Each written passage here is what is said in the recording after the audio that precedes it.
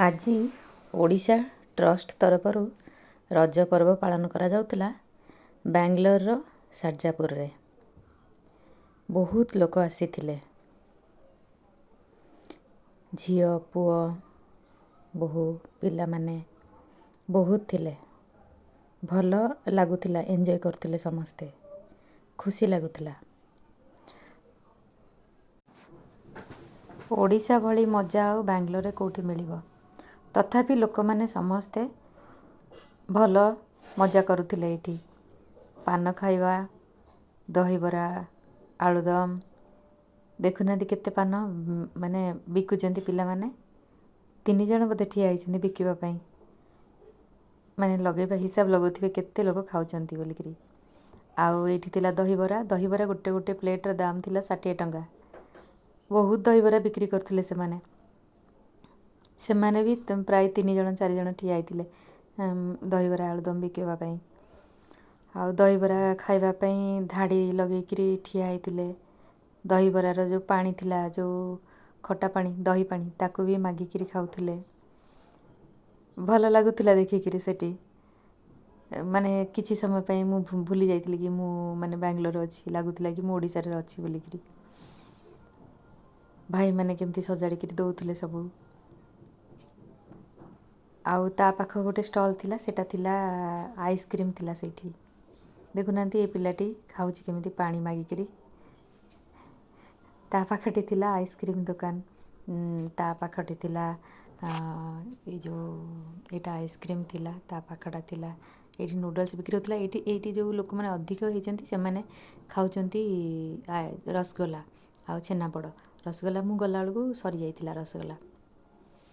Actually ତ ମୋତେ ଖାଇବାର ନାହିଁ ନା ମିଠା, ହେଲେ ବି ଆଣିବା ପାଇଁ ଚାହୁଁଥିଲି ଘରକୁ, ଆଣିପାରିଲିନି।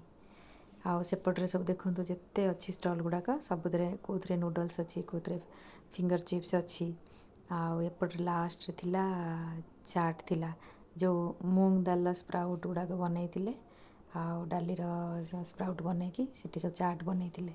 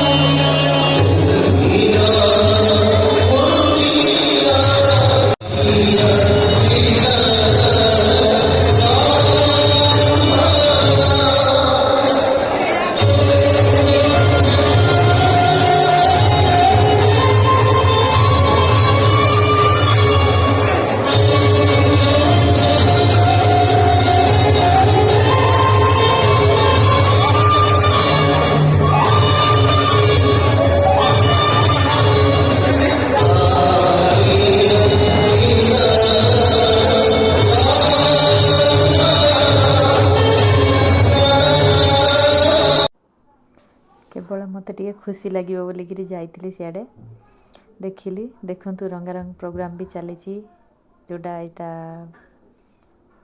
ବହୁତ ଗୁଡ଼ିଏ ପ୍ରୋଗ୍ରାମ୍ କରୁଥିଲେ ସେମାନେ। ଭୂମିକା ହିରୋଇନ୍ ସିଏ ବି ଆସିଥିଲେ। ଆଉ ସବୁଠୁ ମେନ୍ ଜିନିଷ ହେଲା ଆମର ରଜରେ ଦୋଳି ଖେଳିବା।